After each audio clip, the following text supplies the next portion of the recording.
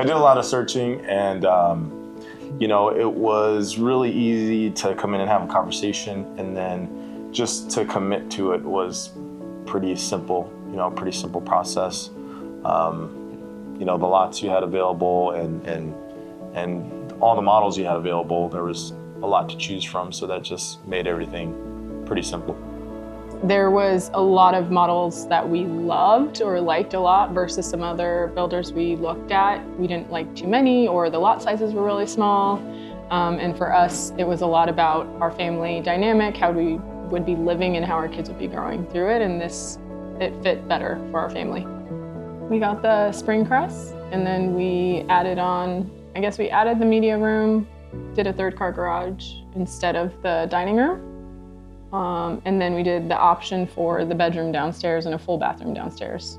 We have a 6-year-old and a 3-year-old, and something that we didn't love in a lot of the other models is if there's another room downstairs, it's across the other side of the house. That model specifically has the bedrooms on the same side.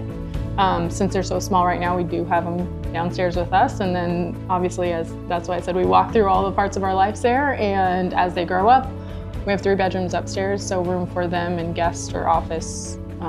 And 2 bathrooms upstairs too was another big call out.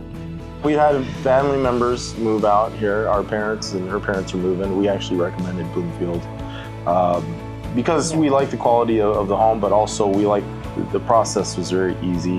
When we went to other builders, it felt like they were too busy, or you know, what we wanted to see, what we could adjust here and there, it was met with a lot of more no's or kind of more hesitant of it.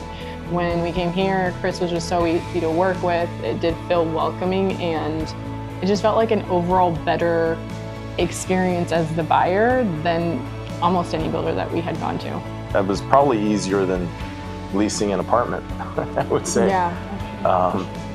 To be honest, so yeah, that was a really good, surprisingly simple process. Yeah.